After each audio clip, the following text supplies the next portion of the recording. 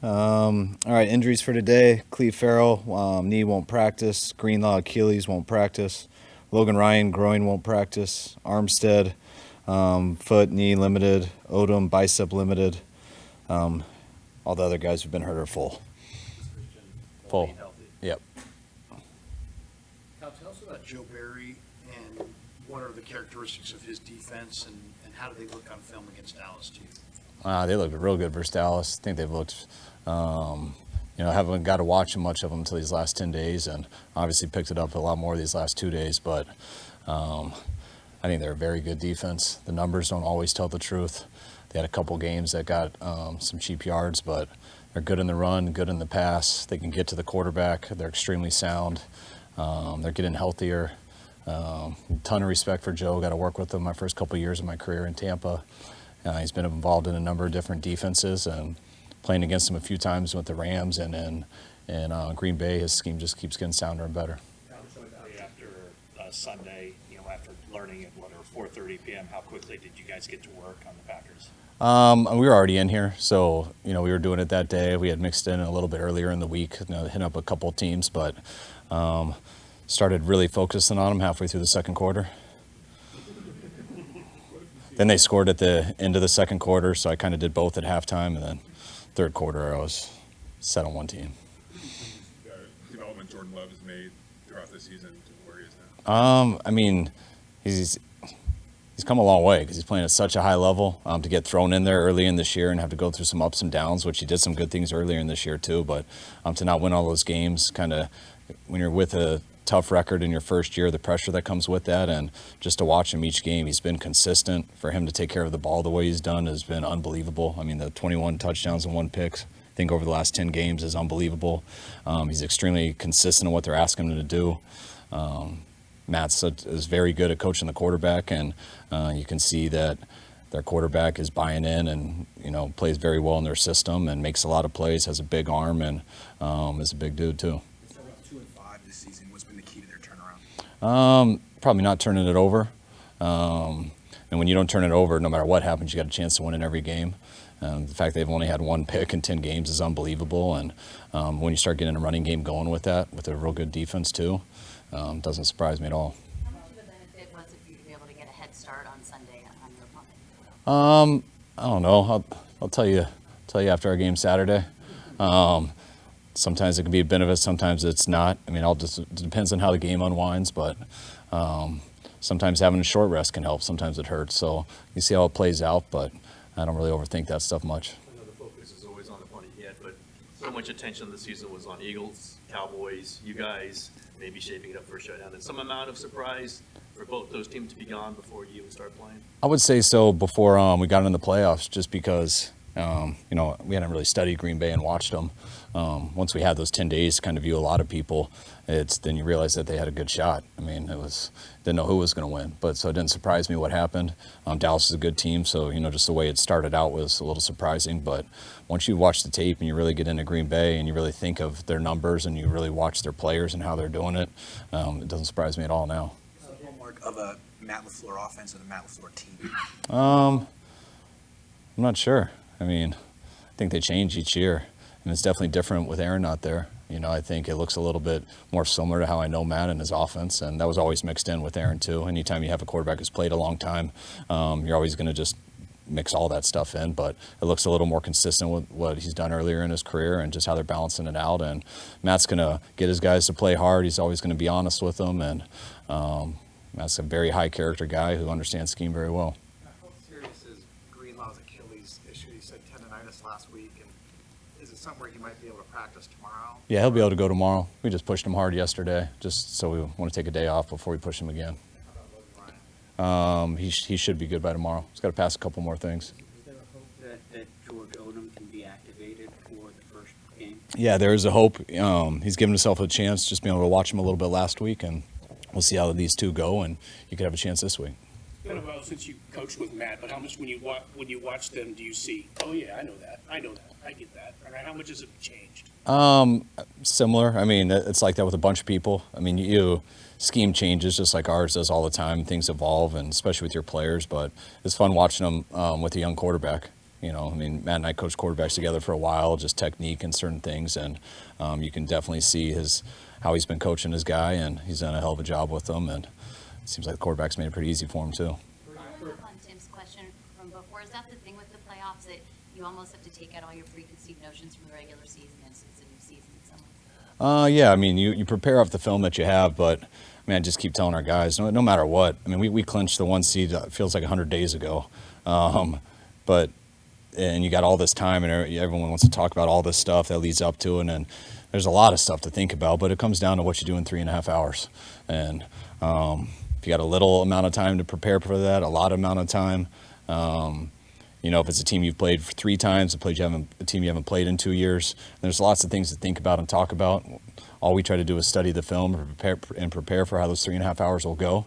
But once it starts, you just cut it loose and you ride. And I think that's the hard thing about the weeks and stuff is you just tell guys, don't have preconceived notions. Don't think it's going to be these teams because these are the ones you've heard about. Just we'll watch the film, we'll put in the scheme and stuff, and you guys take care of your bodies and get ready to come in and learn it. You wanted to push the guys a little bit in practice on Thursday and Friday last week. How did you think that they responded to, you know, kind of coming off the bye and all that? I think it was awesome. I mean, it's always tough because they hear when you call it a bye week, people have a idea what a bye week's like, and that's why it wasn't technically a bye week, but we weren't playing, and I thought it was good that the guys prepared the week before like they were going that whole game, and a lot of them did, and a lot of them we got to take out at the half, so we got a good weekend before that. A lot of them got half a game, some just got about a quarter, so it was crucial to get 2 days in, and we had a real hard practice on Thursday. We went full pads on Friday, got all the work in, didn't lose anybody for sure, so that was really the goal, and also to get as much work as we can, and we got 2 days this week to do really the exact same thing. How much work did Eric get in for those practices? He got a good amount, a little on Thursday and a little on Friday. What's up? He went, I got it. Yep. I mean, I already answered another question while you just did that, but go ahead. Maybe Gary asked you this question, but did you go ones versus ones in practice, or did you do game plan stuff? No, we did ones versus ones. Yeah, no game plan stuff because we would have watered it down with 4 game plans. I think Purdy mentioned that maybe going into giving week 17, week 18 off, that you were confident that he's come off rest before pretty well. How much was that in your mind as you went into this, and how much do you think, I got to push him in this practice? Where do you think Brock is just coming off a bunch of weeks now off? It's not in my mind really much at all because he hasn't been on a bye week. We pushed the heck out of Brock. Meetings, practice. I mean, we knew Sam was playing that whole game, and Brock was still splitting reps with him. So Brock got a good weekend. We just didn't want to put him out there in the first half of that game. So he did miss the first half versus the Rams, but he got that whole weekend, and he came back. He's been here. He's worked on his days off. We got 2 bigger practices last week than we do in a normal week. So, and Brock went out with the guys on Monday, did a bunch of stuff with them, and now we're going to get 2 practices in again. So in terms of time off, yeah, he did have 2 quarters off to what we could have done with them, but we definitely think that was worth it, and I don't worry about that affecting Brock at all for Saturday. Last week that I think he was talking about in like team meetings the night before a game that you would often have players talk during those sessions, and increasingly you've done the talking. He said this in a complimentary way that was good. If I've got the story straight, why is that? Why did that change? Well, our first year we started 0-9, so about the first 6 weeks I was out of stuff. So I gave anybody who wanted to get up there a chance. Tried a couple coaches, tried players, but you just start experimenting with stuff once you lose your first 9 games in a row. Second year was a tough year. They get sick of hearing you the whole year, and so you start to switch it up. Sometimes I get players talk, sometimes other coaches. And then in 2019, we started 8-0 and never changed. And didn't really have to switch it up at all. Did it all 8 of those games and really never stopped. And I don't know if I've had anyone talk since, but it hasn't been thought out. And it's not like I consciously made a decision on it. I like to talk if I have something to say, and usually I do. Maybe they're wide ranging, but are they like kind of talking about the upcoming game? Are they talking about themes? Whatever is important at that moment. Like I really have no I I usually on Saturdays I get to the hotel very early. I usually watch the offensive game that we played the Sunday before, the defensive game that we played the Sunday before, the special teams one we did the Sunday before, to get any things from those that I want to show the guys, remind them of how I want them to look. And then I watched all 3 phases of the team we're playing from a game, just to see if there's any things I want to remind them of. Sometimes that can go from 10 clips to 100 clips. They usually count them all.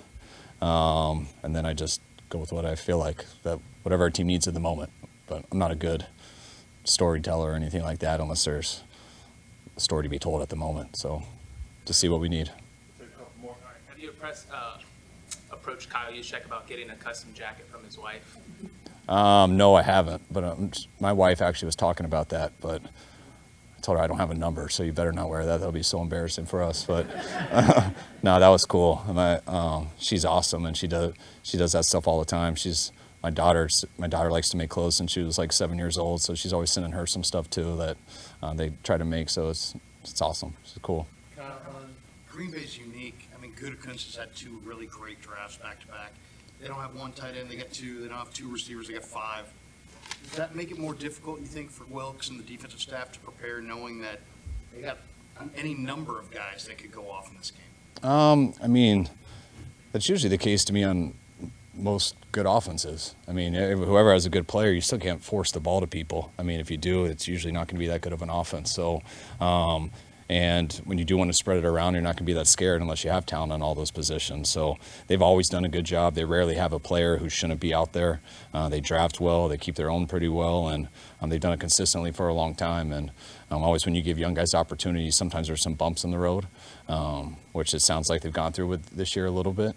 But you get through those, and they find a way to win that last game and get in the playoffs. And now they got a good team that you don't look at as a bunch of rookies. You look at a guys almost in their 2nd and 3rd year, and they're playing like it. Last year he had a couple months to kind of get in the system and get ready for the playoffs. Now that he's been in it even this much longer, how do you see him going into these playoffs? And was he able to practice Friday or Thursday last week?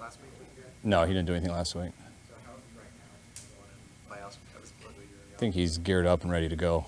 He same way he was last year, probably the same way he was in his playoff game when he was 5 years old too, or scrimmage that week.